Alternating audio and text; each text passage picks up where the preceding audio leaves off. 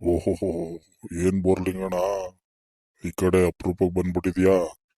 ಏನ್ ವಿಷಯ? ಅಯ್ಯೋ, ಏನು ಹೇಳೋದು ಸೇಟು. ನನ್ನ ಮಗನ ಮದುವೆ ಫಿಕ್ಸ್ ಆಗ್ಬಿಟ್ಟೈತೆ. ಮದುವೆಗೆ ದುಡ್ಡು ಅರೇಂಜ್ ಮಾಡಬೇಕು. ಯಾರು ಕೊಡ್ತೀನಿ ಕೊಡ್ತೀನಿ ಅಂತಾರೆ, ಯಾರು ಕೈಗೆ ಸಿಗ್ತಾಯಿಲ್ಲ. ಫೋನ್ ಮಾಡಿದ್ರೆ ಸ್ವಿಚ್ ಆಫ್ ಮಾಡ್ಕೊಂಡವ್ರೆ. ಏನು ಮಾಡೋದು ಅಂತ ಗೊತ್ತಾಯ್ತಲ್ಲ ಸೇಟು. ಹಾಗಾಗಿ ಯಾರಾದರೂ ಕೊಡ್ಬೋದು ಅಂತ ಹುಡುಕ ಹೊಂಟಿದ್ದೀನಿ.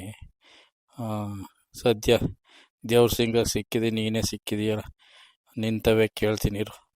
ಆದರೆ ಕೊಡು, ಇಲ್ಲ ಅಂದರೆ ಇಲ್ಲ. ಎಷ್ಟು ಬೇಕಿತ್ತು ಬೋರ್ಲಿಂಗಣ್ಣ? ಇದೆಷ್ಟು ಹೇಳು, ನಾನಿಲ್ವಾ?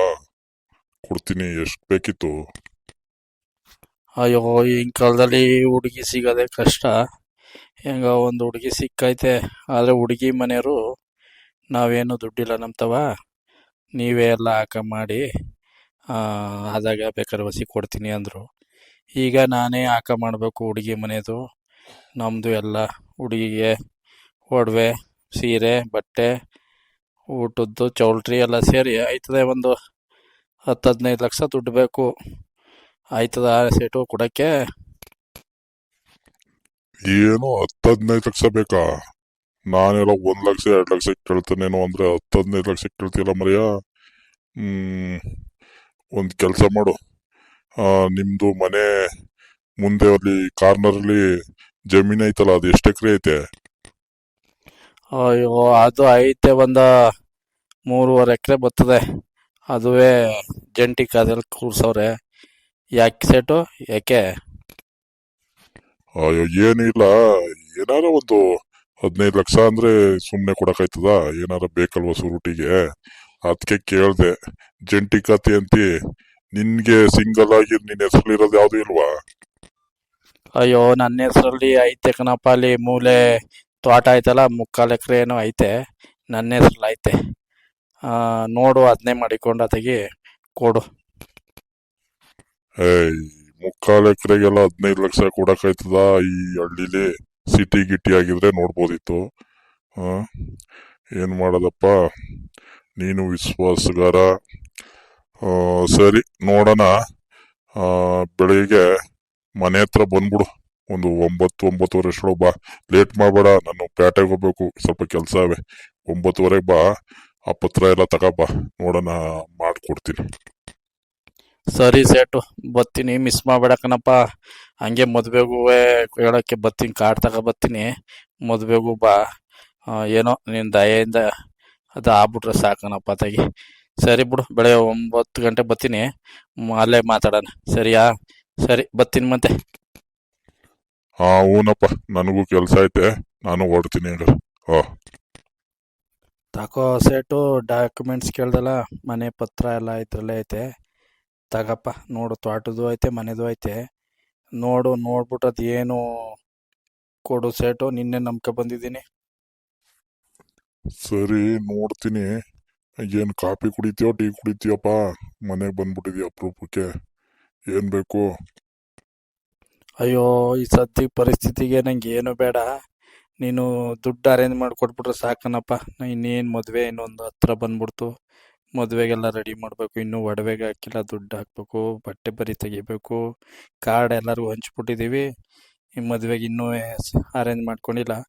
ಬೇಗ ನೋಡು ಸೇಟು, ದುಡ್ಡು ಅರೇಂಜ್ ಮಾಡಿಕೊಡು. ಕೊಡ್ತೀನಿ ಬಾ. ಆಯ್ತು, ಇದೇನು ನೋಡ್ಬಿಡ್ತೀನಿ, 1 ನಿಮಿಷ ನೋಡ್ಬಿಟ್ಟು ಕೊಡ್ತೀನಿ. ಇವತ್ತೇ ಬೇಕಿತ್ತು ನಿಂಗೆ ದುಡ್ಡು?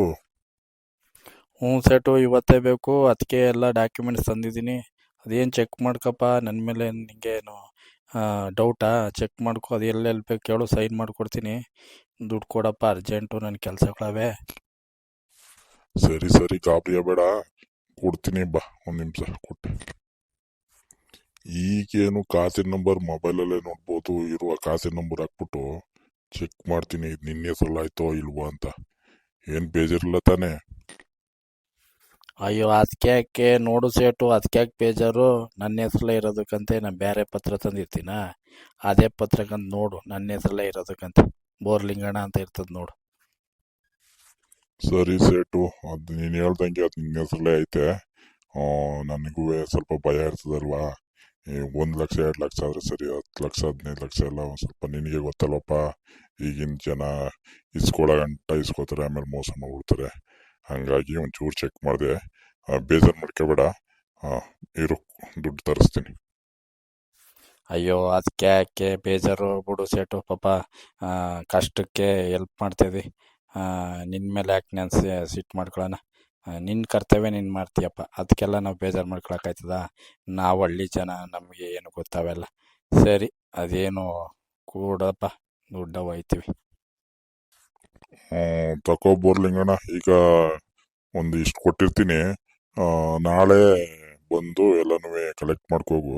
ಈಗ ಖರ್ಚಿಗೆ ಈಗ ಇಟ್ಕೊಂಡಿರೋ, ಈಗ ಏನೇನು ಬೇಕು ಅದಕ್ಕೆ ಅಡ್ವಾನ್ಸ್ ಕೊಟ್ಟಿರೋ.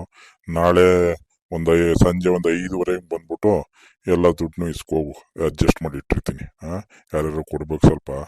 ಹಂಗಾಗಿ ಈಗ ಎಲ್ಲರಿಗೂ ಅಡ್ವಾನ್ಸ್ ಕೊಡೋಕ್ಕೆ ಈಗ ಅಮೌಂಟ್ ಐತೆ, ತಗೋ ಇದು ಕೊಟ್ಟಿರು. ಸರಿ ಸೇಟು, ಆಯಿತು. ಪಾಪ ಕೊಟ್ಟಲ್ಲ, ಅಷ್ಟಕ್ಕೆ ನನಗೆ ಖುಷಿ ಆಯಿತು. ಬೇರೆಯವರಾಗಿದ್ದರೆ ನಾಳೆ ನಾಡ್ದು ನೋಡೋಣ ಅಂದ್ಬಿಟ್ಟು ಆಟ ಆಡಿಸ್ಬಿಡೋರು. ಈಗ ಈ ದುಡ್ಡಲ್ಲಿ ಈ ಛತ್ರಕ್ಕೆ ಮತ್ತು ಸ್ವಲ್ಪ ಎಲ್ಲರಿಗೂ ಅಡ್ವಾನ್ಸ್ ಕೊಡಬೇಕು. ಅವರು ಏನು ಫೋನ್ ಮೇಲೆ ಫೋನ್ ಮಾಡ್ತಾನೆ ಇದ್ರು, ಕ್ಯಾನ್ಸಲ್ ಮಾಡ್ಬಿಡ್ತೀವಿ, ದುಡ್ಡು ಕೊಡ್ತಿರೋ ಇಲ್ವೋ ಅಂತ. ಹೆಂಗೋ ದೇವ್ರು ಬಂದಂಗೆ ಬಂದೆ ಬಿಡಪ್ಪ. ಸರಿ, ಕೊಟ್ಬಿಟ್ಬಿಡ್ತೀನಿ. ಸರಿ ಬೋರ್ಲಿಂಗಣ್ಣ, ಆದ್ರೆ ಈಗ ಇಸ್ಕೋತಿದಿಲ್ಲ, ಹಂಗೆ ದುಡ್ಡನ್ನ ವಾಪಸ್ ಕೊಡ್ಬೇಕಲ್ಲ, ಹಿಂಗೆ ಖುಷಿಯಿಂದ ಕೊಡ್ಬೇಕು. ಆಮೇಲೆ ತಿಂಗಳ ಸರಿಯಾಗಿ ಬಡ್ಡಿ ಕೊಟ್ಬಿಡಪ್ಪ. ನಮ್ದು ನ್ಯಾಯವಾದ ಬಡ್ಡಿ 3%, ಬೇರೆಯವ್ರ ಥರ 5% 10% ತಗೊಳಲ್ಲ. 3% ಬಡ್ಡಿ, ಆಯ್ತಾ? ನಿಂತವ ನಾನು ಅವೆಲ್ಲ ಇದು ಮಾಡಲ್ಲ. ಪತ್ರ ಬೇರೆ ನನಗೆ ಕೊಟ್ಟಿದ್ದಿ. 3% ಬಡ್ಡಿ.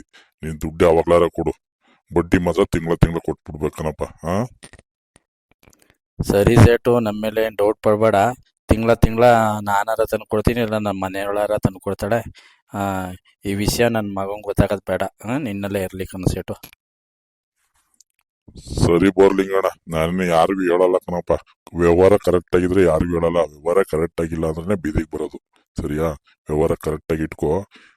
ಸರಿ, ಅದೇನು ಪಾಪ ಟೈಮ್ ಆಯ್ತದೆ ನಿನಗೂ. ಅದೇನು ಕೆಲಸ ಕಾರ್ಯ ನೋಡೋಗು, ನನಗೂ ಕೆಲಸಗಳವೆ. ಸರಿ ಸೇಟು, ಮದುವೆ ಬಂದ್ಬಿಡಿ, ಮಿಸ್ ಮಾಡಬೇಡಿ. ಕುಟುಂಬ ಸಮೇತ ಬನ್ನಿ.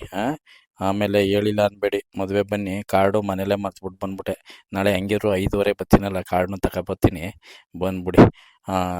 ಹಂಗೆ ಸ್ನೇಹಿತರೆ, ನೀವು ಬನ್ನಿ ಮದುವೆಗೆ.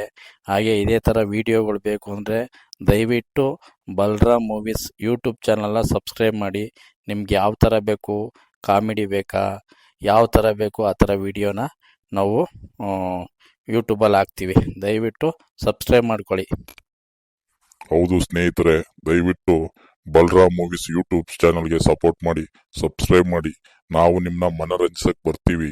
ನಿಮ್ಗೆ ಯಾವ ಥರ ವಿಡಿಯೋ ಬೇಕು ಕಮೆಂಟ್ ಸೆಕ್ಷನಲ್ಲಿ ಕಮೆಂಟ್ ಮಾಡಿ, ಅದೇ ರೀತಿ ವಿಡಿಯೋ ಮಾಡಿ ಹಾಕ್ತೀವಿ. ದಯವಿಟ್ಟು ಸಬ್ಸ್ಕ್ರೈಬ್ ಮಾಡಿ. ಅಟ್ಲೀಸ್ಟು 1000 ಸಬ್ಸ್ಕ್ರೈಬರ್ ಆಗಬೇಕು. ಪಾಪ ಅವ್ರಿಗೆ 367 ಆಗಿದೆ ಸಬ್ಸ್ಕ್ರೈಬ್.